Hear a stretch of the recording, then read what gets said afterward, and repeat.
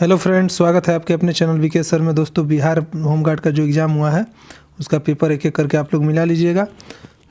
Question है हमारा दोस्तों कि किसका उपयोग करके स्पेक्ट्रम प्राप्त कर सकते हैं। तो इसका जो राइट आंसर होगा दोस्तों ऑप्शन नंबर सी, अवतल लेंस होगा। अब अगले प्रश्न की बात करें दोस्तों, तो अगला प्रश्न है हमारा बजट की अवधि होती है। तो बजट की अवधि होती है दोस्तों वार्षिक होती है। आर्थिक विकास में शामिल है दोस्तों प्रति व्यक्ति आय में वृद्धि, संरचनात्मक एवं तकनीकी परिवर्तन। इसका बी जो है राइट आंसर होगा। नेक्स्ट प्रश्न की बात करें तो नेक्स्ट प्रश्न है हमारा नियम A star B equal to B star A कहलाता है। तो ये कहलाता है दोस्तों क्रम विनिमय नियम कहलाता है। ऑप्शन बी इसका राइट आंसर होगा। नेक्स्ट प्रश्न की बात करें तो अगला प्रश्न पूछा गया है दोस्तों कि एनसीबी का पूरा नाम क्या है, यानी एनसीबी का फुल फॉर्म क्या होता है दोस्तों। तो इसका जो राइट आंसर होगा दोस्तों narcotic control bureau, option C is the right answer. Next प्रश्न की बात करें तो अगला प्रश्न है हमारा दोस्तों संघात्मक व्यवस्था का मुख्य लक्षण क्या है दोस्तों। तो इसका मुख्य लक्षण 4 होता है दोस्तों, जिनमें से एक है संविधान की सर्वोच्चता। अगले प्रश्न की बात करें तो पूछा गया है कि अंग्रेजी वाक्य को हिंदी में अनुवाद करना है, ट्रांसलेट करना है। It seems that it will rain. इसका राइट आंसर जो होगा दोस्तों ये होगा ऑप्शन नंबर ए, ऐसा मालूम होता है कि वर्षा होगी। ठीक है, अगले प्रश्न की बात करें तो अगला प्रश्न है हमारा 1857 के विप्लव के दौरान बिहार में विद्रोहियों का नेतृत्व किसने किया था। तो इसका option number A is the right answer, Veer Kunwar Singh किए थे दोस्तों। अगला प्रश्न की बात करें तो अगला प्रश्न है हमारा इनमें से कौन सा लौह इस्पात कारखाना समुद्र तट पर स्थित है। तो ये विशाखापट्टनम जो आंध्र प्रदेश में स्थित है।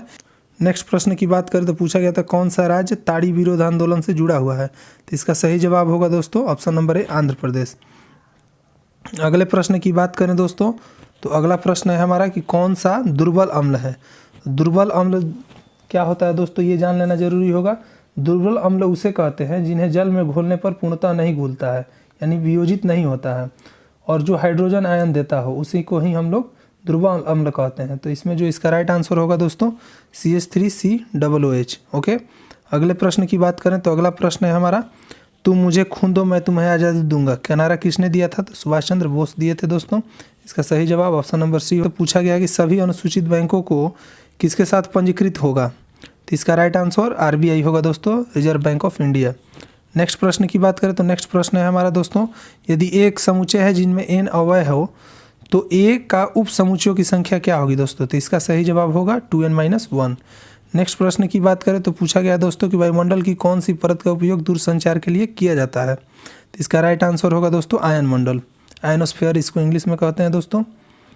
अगले प्रश्न की बात करें तो अगला प्रश्न पूछा गया दोस्तों कि आसमानी बिजली गरजने से क्या पहले प्रक्षेपित होगा, ध्वनि या प्रकाश। तो जैसे कि आप जानते हैं दोस्तों कि ध्वनि की चाल से प्रकाश की चाल अधिक होती है, तो इसलिए इसका जो राइट आंसर होगा डी होगा। देखिए अगला प्रश्न पूछा गया है मनुष्य में सांस लेने और छोड़ने की क्रिया को क्या कहा जाता है। तो इसको दोस्तों श्वसन कहा जाता है। नेक्स्ट प्रश्न की बात करें तो नेक्स्ट प्रश्न है हमारा जिसको सिद्ध करने के लिए अन्य प्रमाण की जरूरत न हो वाक्यांश के लिए एक शब्द क्या है। तो इसे दोस्तों कहते हैं स्वयं सिद्ध। इसका सही जवाब जो है स्वयं सिद्ध होगा दोस्तों। देखिए दोस्तों प्रश्नों का लेवल बहुत ज़्यादा हाई नहीं था, प्रश्न बहुत ही आसान थे, बस उसको सही तरीके से और समझदारी से करना था दोस्तों। अगला प्रश्न है हमारा भारत के नियंत्रक एवं महालेखा जोखा परीक्षक की नियुक्ति, यानी जो कैग होता है CAG, इसका नियुक्ति कौन करता है दोस्तों। तो इसका नियुक्ति जो है राष्ट्रपति करते हैं दोस्तों, और ये जो है अनुच्छेद 148 के तहत करते हैं। और ये कितने वर्षों के लिए होते हैं दोस्तों महालेखा जोखा परीक्षक। ये 6 वर्षों के लिए होते हैं।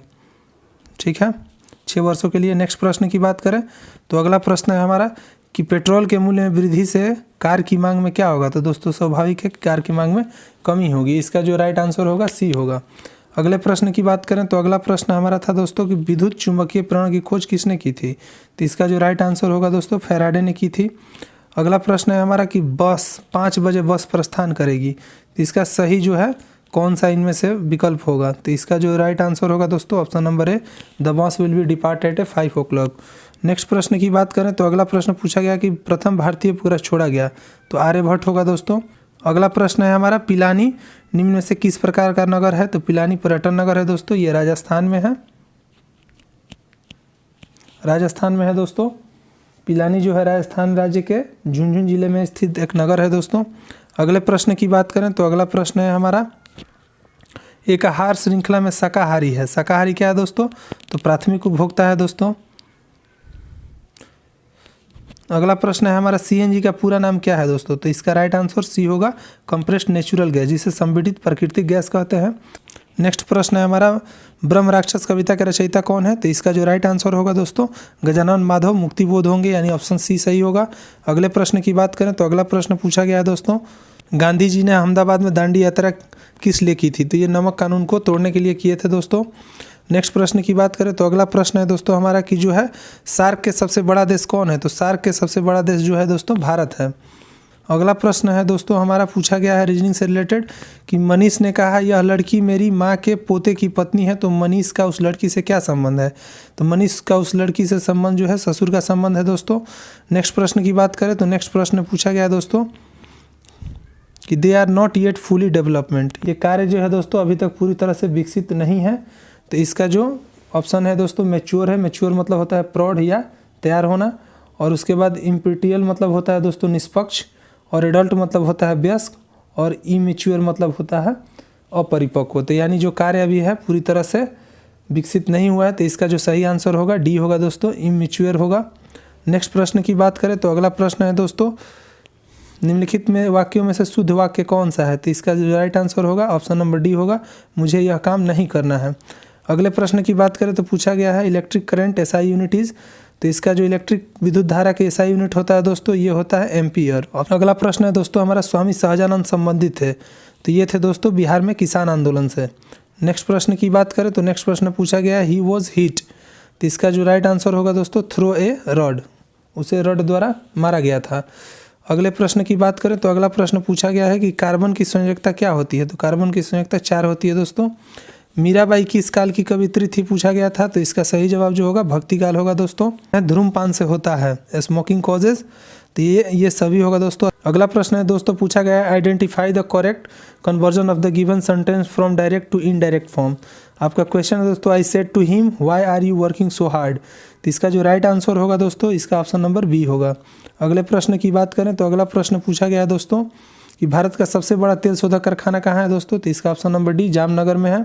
अगला प्रश्न मैथ से दोस्तों पूछा गया है कि 200 रुपये का 15%, तो 200 रुपये का 15% आप निकालिएगा दोस्तों, 15/100 कर देंगे, 2 जीरो से 2 जीरो कट गया, 15 दूना 30, यानी इसका जो राइट आंसर होगा दोस्तों option number A is the right answer, 30 होगा। अगला क्वेश्चन है दोस्तों पूछा गया कार्बन का कौन सा प्रूफ कांच को काटने के लिए प्रयुक्त किया जाता है, तो इसका right answer option number C हीरा होगा दोस्तों, काला हीरा का उपयोग किया जाता है कांच को काटने के लिए। अगले प्रश्न की बात करें तो पूछा गया है राजकोषीय नीति का संबंध है दोस्तों किससे, तो ये है option number A is the right answer, सरकारी राजस्व और व्यय से होता है दोस्तों। अगले प्रश्न की बात करें तो पूछा गया है कि डेंगू उत्पन्न करने वाले मच्छर किस तरह के जल में रहते हैं, तो इसका जो राइट आंसर होगा दोस्तों साफ जल में, क्योंकि ये जो टायर वायर में पानी जमा हो जाता है तो इसके जो अंडा होता है दोस्तों साफ जल में देते हैं, ये गंदे और बाहर जो पानी बह रहा है उसमें ये अंडा नहीं देते हैं मच्छर, तो इसलिए इसका साफ जल राइट आंसर होगा। अगला क्वेश्चन है हमारा सरदार सरोवर परियोजना किस नदी पर स्थित है, तो ये नर्मदा नदी पर स्थित है दोस्तों। नेक्स्ट क्वेश्चन है शुद्ध सोने का कैरेट होता है, तो शुद्ध सोने 24 कैरेट का होता है दोस्तों। अगला क्वेश्चन फिर मैथ से रिलेटेड है दोस्तों, पूछा गया अगर एक फ़ोन जो 4000 रुपये की कीमत का है जो 3200 रुपये में बेचा गया तो छूट डिस्काउंट की दर क्या होगी, यानी हमें दर निकालना है दोस्तों। तो हमारा क्रय मूल्य कितना है 4000 और उसमें से हम घटा देंगे 3200, तो कितना हमें प्राप्त हुआ दोस्तों 800 प्राप्त हुआ, और 800 बटे में क्या हो जाएगा क्रय मूल्य 4000 और गुणे 100 कर देंगे, ठीक है। तो 2 जीरो से 2 जीरो खत्म और 1 जीरो से 1 जीरो खत्म, 20 चौके 80 हो गया, यानी इसका जो राइट आंसर होगा दर जो होगा 20%, option number D is the right answer. अब हम पूछा गया दोस्तों कि मानव शरीर में पसलियों कितने जोड़े होते हैं, तो 24 होते हैं दोस्तों, और जोड़े में इसको करें तो 12 हो जाएगा, 12 इज द राइट आंसर।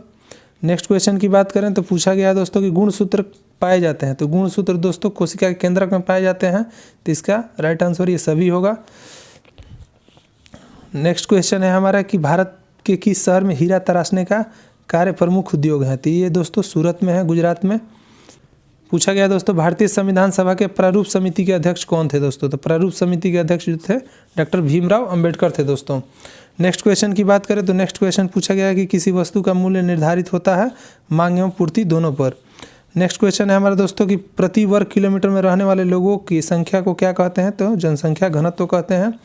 अगले प्रश्न की बात करें तो अगला प्रश्न है हमारा दोस्तों, हिंदू महासभा के संस्थापक कौन थे? तो इसका जो राइट आंसर ऑप्शन नंबर है पंडित मदन मोहन मालवीय थे दोस्तों। नेक्स्ट क्वेश्चन है दोस्तों, पूछा गया है कि choose the appropriate translate for the Hindi sentence given. इस धोखाधड़ी का मुख्य दोषी भगोड़ा था। तो इसका जो राइट आंसर होगा ऑप्शन नंबर डी होगा दोस्तों। नेक्स्ट क्वेश्चन पूछा गया है, भारत में सहकारी दूध उत्पादन का आंदोलन कहाँ शुरू हुआ था? तो ये हुआ था गुजरात में दोस्तों। अगले प्रश्न की बात करें तो अगला प्रश्न पूछा गया है कि भारतीय संस्कृति की प्रमुख विशेषता क्या है? तो भारतीय संस्कृति की प्रमुख विशेषता दोस्तों सहिष्णुता है, टॉलरेंस है यानी। नेक्स्ट क्वेश्चन दोस्तों पूछा गया है, शुद्ध या ऑक्सीजनित रक्त को हृदय से शरीर के विभिन्न भागों में ले जाने वाली रक्त वाहिनी क्या कहलाती है? तो अशुद्ध रक्त ले जाने वाली धमनी जो है दोस्तों शिराएं होती हैं और शुद्ध रक्त ले जाने वाली धमनी कहलाती हैं दोस्तों। ठीक है। नेक्स्ट क्वेश्चन पूछा गया दोस्तों, विद्युत मोटर विद्युत ऊर्जा को बदलती है गतिज ऊर्जा में। नेक्स्ट क्वेश्चन पूछा गया दोस्तों, एक वृत्त की परिमाप एवं क्षेत्रफल बराबर हो तो वृत्त की त्रिज्या क्या होगी दोस्तों? तो 2πr इसका हो जाएगा दोस्तों, इक्वल टू क्या कर देंगे क्षेत्रफल πr²। तो पाई से पाई कट गया दोस्तों और एक आर से एक आर कट गया, तो r इक्वल टू क्या बचा दोस्तों? r इक्वल टू 2 बचा। तो इसका जो राइट आंसर होगा 2 हो जाएगा। ओके। अगले प्रश्न की बात करें दोस्तों तो पूछा गया है कि CHO अभिक्रियाशील मूलक का नाम क्या है? तो एल्डिहाइड होता है दोस्तों, option number C is the right answer. अगला प्रश्न पूछा गया है कि भक्तमाला रचना किस कवि द्वारा विरचित है? तो ये होगा दोस्तों ऑप्शन नंबर डी, नाभादास द्वारा। अगला प्रश्न है, नाभिकीय संलयन अभिक्रिया घटती है? तो इसका आंसर सही होगा दोस्तों ऑप्शन नंबर बी, अत्यधिक उच्च ताप पर। अत्यधिक उच्च ताप एवं अत्यधिक उच्च दाब पर होता है दोस्तों। तो यहाँ पर अत्यधिक दाब का कहीं ऑप्शन में है नहीं, तो according to option number B is the right answer. अगला प्रश्न है दोस्तों हमारा कि 2, 3, 4, 5, 6 का माध्यिका क्या होगा? तो देखिए माध्यिका निकालने के लिए शॉर्टकट फार्मूला होता है कि पहले जितने भी नंबर है उसको पहले असेंडिंग ऑर्डर में सजा दीजिए। तो ये पहले से ही नंबर 2, 3, 4, 5, 6 असेंडिंग ऑर्डर में है, तो अब आपको बीचों बीच वाला नंबर छांट लेना है। तो इसमें सबसे बीचों बीच नंबर कौन है? 2 इधर से और 2 इधर से निकाल देंगे तो बीच वाला नंबर 4 है। तो इसका सही आंसर जो है 4 होगा, ऑप्शन नंबर सी होगा दोस्तों। अगले प्रश्न की बात करें तो अगला प्रश्न पूछा गया है, कौन सी आर्थिक वस्तु है? तो देखिए समुद्र का पानी जो है नेचुरल है दोस्तों, हवा भी नेचुरल है और सूर्य का रोशनी भी नेचुरल है दोस्तों। तो कंप्यूटर जो है इसे हमें पैसा देकर खरीदना पड़ता है, तो ये जो है आर्थिक वस्तु कंप्यूटर होगा दोस्तों। नेक्स्ट क्वेश्चन की बात करें तो पूछा गया पूर्वोत्तर भारत के 7 बहनों में कौन सा राज्य शामिल नहीं है दोस्तों? तो देखिए मणिपुर है, मिजोरम है, नागालैंड है और हिमाचल प्रदेश नहीं है, तो इसलिए Himachal Pradesh is the right answer. अगले प्रश्न की बात करें तो अगला प्रश्न पूछा गया था दोस्तों कि मगध के किस प्रारंभिक शासक की गद्दी के लिए उसके पुत्र ने हत्या कर दी? तो अजातशत्रु दोस्तों बिंबिसार अपने पिता की हत्या करके गद्दी पर बैठा था। अब दोस्तों पूछा गया है सिट्रिक अम्ल मुक्त अम्ल के रूप में होता है नींबू में दोस्तों। अगले प्रश्न की बात करें तो अगला प्रश्न पूछा गया है कि सरोज स्मृति शोक गीत किसने लिखी थी? ये लिखे थे सूर्यकांत त्रिपाठी निराला ने दोस्तों। अगले प्रश्न की बात करें तो पूछा गया बिहार में कौन सा जिला चाय की कृषि के लिए प्रसिद्ध है? तो ये दोस्तों किशनगंज जो है चाय के कृषि के लिए प्रसिद्ध है। अगले प्रश्न की बात करें तो पूछा गया है कि ट्रांजिस्टर स्विच के रूप में व्यवहार करता है जब वह अंतक अवस्था में नहीं होता है दोस्तों। ठीक है। फिर अगला प्रश्न है दोस्तों मैथ से रिलेटेड पूछा गया है कौन सा अभाज्य है? तो अभाज्य है इनमें से दोस्तों 11, option number B is the right answer. फिर पूछा गया आपसे संधि विच्छेद कि उपयुक्त का संधि विच्छेद क्या होगा? तो इसका जो राइट आंसर होगा दोस्तों ऑप्शन नंबर ए होगा, ऊपरी प्लस युक्त। नेक्स्ट प्रश्न है दोस्तों सर्वोच्च न्यायालय के न्यायाधीश को पदच्युत किया जा सकता है किसके द्वारा? संसद के दोनों सदनों के द्वारा दोस्तों, वो भी 2/3 बहुमत से। नेक्स्ट प्रश्न की बात करें तो अगला प्रश्न है हमारा भारत का अंतिम मुगल शासक कौन था? तो ये था दोस्तों बहादुर शाह जफर द्वितीय। अगले प्रश्न की बात करें तो अगला प्रश्न पूछा गया है दोस्तों कि घरों में विद्युत की आपूर्ति की जाती है तो 220 वोल्ट दोस्तों प्रतिवर्ती धारा यानी एसी होता है। ये दृष्ट धारा मतलब डीसी होता है दोस्तों। तो डीसी हमारे घरों में नहीं होती है, एसी होगा दोस्तों, इसलिए option number see the right answer. Next प्रश्न की बात करें तो पूछा गया है मन चंगा तो कठौती में गंगा, लोकिती का सही अर्थ क्या है दोस्तों? तो इसका जो राइट आंसर होगा ऑप्शन नंबर डी होगा, मन पवित्र हो तो घर में ही तीर्थ है। अगला प्रश्न दोस्तों मैथ से रिलेटेड है, पूछा गया tan थीटा इक्वल टू √3, तो थीटा का मान क्या होगा? तो दोस्तों √3 इक्वल टू क्या होता है? tan 60 का मान होता है दोस्तों, tan 60 डिग्री का मान होता है और ये यहाँ इधर है tan थीटा। बहुत ही आसान है दोस्तों, 10 से 10 कटा देंगे, थीटा का मान जो है 60 हो जाएगा, यानी option number C is the right answer. Question बहुत ही ईजी थे दोस्तों, इसको बस सही तरीके से करना था। नेक्स्ट प्रश्न की बात करें तो अगला प्रश्न है, निम्न में से किसका पीएच मान 7 है दोस्तों? तो शुद्ध जल का जो है पीएच मान 7 होता है। अगला प्रश्न है हमारा, विद्युत धारा उत्पन्न करने के यंत्र को कहते हैं जनित्र कहते हैं दोस्तों। नेक्स्ट क्वेश्चन है दोस्तों, पूछा गया है कौन सा अधातु विद्युत का सुचालक है? तो देखिए ग्रेफाइट जो है दोस्तों अधातु है, लेकिन ये विद्युत का सुचालक होता है। नेक्स्ट क्वेश्चन दोस्तों मैथ से रिलेटेड है, पूछा गया है 0.32 डिवाइड 100, तो इसको डायरेक्ट लिख देते हैं दोस्तों 32/100, और इसको मल्टीपल में कर देंगे डिवाइड को, तो उल्टा हो जाएगा 100/1 हो जाएगा, और 100 से 100 खत्म, तो इसका जो राइट आंसर हो जाएगा 32 हो जाएगा दोस्तों, यानी option number D is the right answer. Next question पूछा गया है, भारत में दल बदल संबंधी मामलों में अंतिम निर्णय लेने का अधिकार किसको है? तो ये दोस्तों होता है सदन के अध्यक्ष को। अगले प्रश्न की बात करें तो अगला प्रश्न पूछा गया है दोस्तों, प्रधानमंत्री लाल बहादुर शास्त्री ने किस समझौता पर हस्ताक्षर किया? तो ये ताशकंद समझौते पर हस्ताक्षर किए दोस्तों, भारत और पाकिस्तान के बीच हुआ था शांति समझौता के लिए। अगले प्रश्न की बात करें तो पूछा गया है कि ईसीआर का मुख्यालय कहाँ है? यानी पूर्व मध्य रेलवे जोन का मुख्यालय दोस्तों हाजीपुर में है। नेक्स्ट क्वेश्चन की बात करें तो पूछा गया है, नदियाँ और पर्वतों को क्या कह सकते हैं? तो इसे राष्ट्रीय पूंजी कहा जाता है दोस्तों। अगले प्रश्न की बात करें तो पूछा गया है कि रासायनिक दृष्टि से रेशम क्या है? तो रेशम प्रोटीन है दोस्तों। अगला प्रश्न पूछा गया दोस्तों, कौन सा रोग दूषित पानी के सेवन से होता है? तो दूषित पानी के सेवन से हैजा रोग होता है दोस्तों। अगले प्रश्न की बात करें तो अगला प्रश्न पूछा गया है, गौतम बुद्ध का कहाँ ज्ञान प्राप्त हुआ था दोस्तों? तो जैसे कि आप लोग जानते हैं बोधगया में इनका ज्ञान प्राप्त हुआ है दोस्तों। मुझे उम्मीद है कि आप पूरी तरह से इसको समझ गए होंगे, और फिर भी आपको कोई कठिनाई या परेशानी हो रही है तो आप हमें कमेंट बॉक्स में कमेंट कर सकते हैं। और हाँ दोस्तों, आप लोग हमारे चैनल के साथ जुड़े रहिए, बिहार होमगार्ड का पल पल का अपडेट हम आपको देते रहेंगे। मिलते हैं अगले वीडियो में, बहुत बहुत धन्यवाद।